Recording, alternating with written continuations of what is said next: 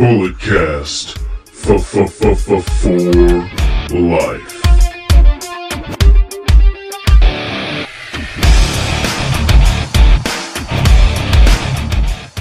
Halloween hell, it's as old as I am, the Podfather. Brandon will not be joining me, even though we just left from each other's presences at the time of this recording. But I have Mikal, his first ever wrestling show. How you doing tonight, man? Good. It was amazing. Yeah, that was an amazing show. Amazing turnout of events. Not what I expected. Again, my very first wrestling match, like you said. Wasn't expecting the venue. Venue was nice. Again, I liked how it's local around here in SF, San Francisco, Pacifica. And yeah, besides that, amazing talent, amazing all around. Thank you for bringing me out. Absolutely, man. Yeah, it was at Ingrid B. Lacey Middle School, which the venue did look familiar to me. The first time Cody Rhodes ever wrestled for APW, it was at that venue. But when he wrestled there, they were in the gym. This time they were in the cafeteria. But it was fine, man. I mean, we got to see a lot of good action.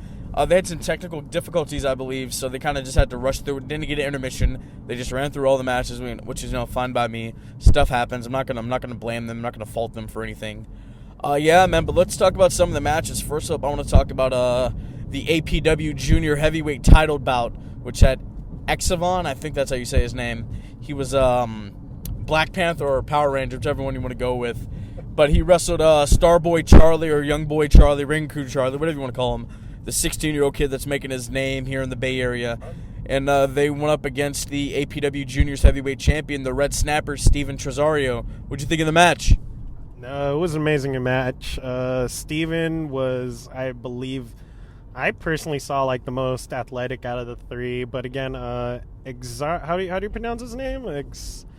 Exotic? Exavon, Black Panther. Let's just call him Black Panther. Yeah, Black Panther. Well, because it's Halloween, American Horror Story. Leatherface. No, that's his gimmick like year round, bro. Yeah. Oh, I didn't know that. No, I'm just saying for Halloween's sake, because when I saw him, that's the first thing that came up to mind. But besides that, no, I loved Exario. Like again, when he did his up and back flips and everything like that, and as well Charlie. Again, I didn't know he was that athletic. Again, even though coming out of the ring, you wouldn't expect a 16-year-old, or again, like being told he was a 16-year-old. He was amazing, and the feats that he did during the match. Again, I just hope he does it more within his career. Like again, when he went on the turnbuckle, and then he did the 360 flip before, doing that, just doing that slam, getting that knockdown. Besides that, just loved Steven. Yeah, out of that contender title, he was my favorite athlete out of all of them. But again, and nothing to scoff out besides the two of them. You know what I mean? Besides Charlie and Black Panther. Absolutely, man. Steven Tresario, I got to interview him after the show. Super chill guy. He once almost got fired for snapping. He tells that story in the interview. And then I got to interview Starboy Charlie. I was his first interview. I'm very happy for that, so I can't wait for you guys to hear those coming up next week on the BC. But we're going to move on. Let's talk about the main event. The 9-time NWA World Tag Team Champions, the Rock and Roll Express WWE Hall of Famers. They didn't even wrestle there, and they made it into the Hall of Fame. But then again, Donald Trump's in that Hall of Fame too, so what can you say? They wrestled War Beast, Contra Unit from MLW. Jacob Fatu, of course, the MLW World's Heavyweight Champion, former APW Universal Champion, former APW Internet Champion. So Fatu's really made his way around APW, capturing all their titles. It was supposed to be Reno Scum going up against Rock and Roll Express for the APW tag titles, but War Beast defeated them at West Coast Pro. So what were your thoughts on seeing the Rock and Roll Express in action, man? Legends. I just exude everybody else's experience. Me personally, I love classic wrestling, but again, I didn't have enough information for me to be hyped up with them. But again, I felt the crowd's presence. Again, they really loved them with the rock and roll. Yeah, because they had their heyday in the '80s. You know, when Flair had his, and of course Savage and Hogan was running wild, brother. But yeah, I mean it was cool to see him. It was really just a comedy act, but it was fine. And it was a good comedy act. Again, I love the brothers there. Again, they with Beast Mode. Again, they like when one of them came out. I forgot which one of them came out. They like looked at our side of the section and was like, "Do you want to see a dead body?" And I don't know, that just made me laugh for some weird reason. Maybe it's just because of the Rock and Roll Legends coming out, and I was just like, "Bro, why are you saying that?" Yeah, I don't know. Actually, make a left. We're gonna go to the liquor store. Sorry, guys. You know, talking shop and driving and talking wrestling. Yeah, but it was a cool main event. They sent the crowd home happy with a nice little promo. They said they were going to come back and hopefully become the APW Tag Team Champions.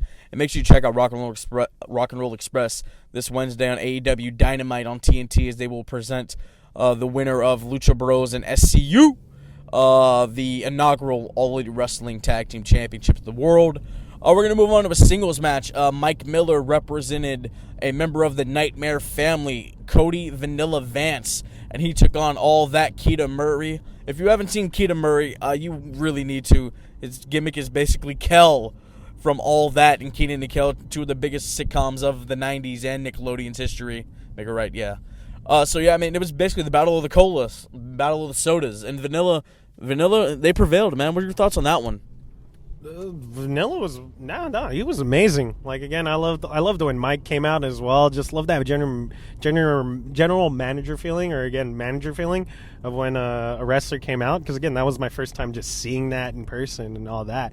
And like, dude, it was amazing. Vanilla bring out a good a match. I personally liked it. Besides that, I don't know. I don't got enough hype and enough, you know. I can't formulate my words right now. Again, it was I don't want to say, it was an amazing match. All right, that was that good of a match. It was, yeah. Keita Murray, I think he had the biggest pop of the night, man. You know, just the All That theme song is playing. You're just vibing, you know, just vibing with it. You really enjoyed. But you know, I'm a fan of his, and hopefully I get to talk to him sometime in the very near future.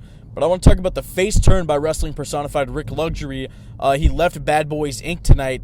You know, he took a loss to King Fat Boy Papa Esco from Bordega. I think it's Bordega USA. But I love Papa Esco. He's a great talent. And you know, Rick Luxury. It was really interesting, man. You know, he takes that loss, and then he comes out after the APW Worldwide Internet Championship match between Timeless Levi Shapiro. He retains his championship, and War Pig Jody Christopherson. You know, he took the L, unfortunately. But Rick comes out there and saves him, because Papa Esca came out there, and Rick comes out there with a chair and does a whole gimmick or whatever. But so yeah, you know, Rick tore the curtain down for a second.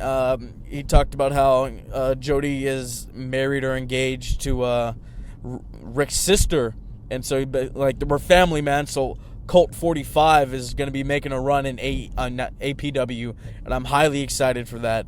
Maybe they can capture some APW Tag Team Gold. What were your thoughts on all that? Oh yeah, no, I personally thought that was amazing. That was like my first like experience again when they did that whole thing again. Like again, when was it? On when War Pig lost his match, and then when what's his name? Levi Shapiro. No, the one that came out. Oh, Rick Luxury. Rick Luxury came out. It was just amazing. I personally thought it was amazing that Rick Luxury came out, and again, just giving it that, like, again, getting everybody hyped up for Colt for Colt 45, yeah. Colt 45, and my 6'4", 266, baby, that's all we need. That's what I mean. And just having the crowd say 4-5, getting the crowd pumped up. It was just like, I was amazing. They're just like, again, this is my first experience here, and they're just giving me that whole wrestling experience, giving me that drama, even if I wasn't fully inclined to knowing, you know, what's going on. Like Rick gave me that, like, you know what I mean, like that dramatic reason to care and come back for APW. Because again, like, I'm mainly there for the athleticism, and again, the most I know of wrestling is from WWE and all that. And again, when you and my cousins and everybody else introduced me in APW, NXZ, and again all these other amazing wrestling scenes, it just shows me that there's this larger community.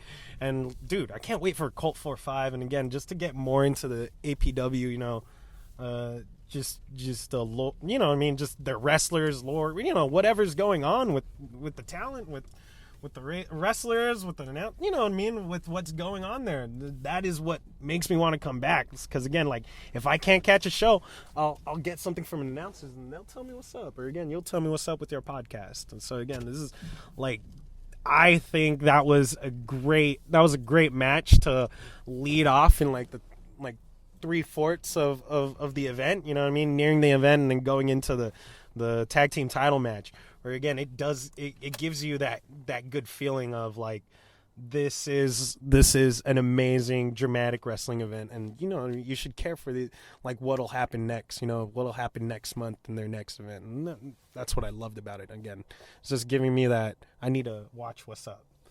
Absolutely. We also had Boyce LeGrand retain his Dynamite Division Championship. I'm taking off my seatbelt. Excuse the noise, guys. He retained against the Freak Jekyls. Did you like Jekyls, the Jester? Oh yeah, Jekyls was amazing. I loved how he came out, and again, I love his aesthetic.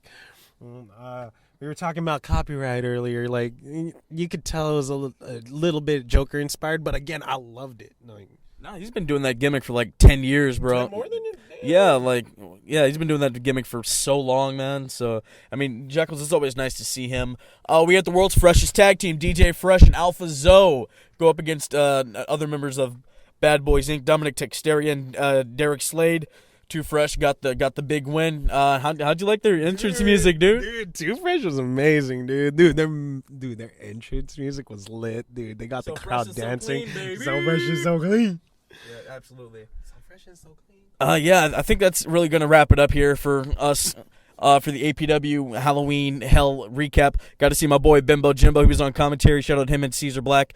Did an awesome job. Got to see my boy Baby Huey. He was dressed up as Walter for Halloween, and got to see his brother Tommy. It was just a really great time. Shout out Jason from the Rudos podcast. Got to sit and talk to him for a little bit. So he was a super chill guy. All right, ladies and gentlemen, that is going to do it for the BC. The Podfather signing out. I have content coming to you Monday, Tuesday, Wednesday, Thursday. You don't want to miss it. Aye, aye!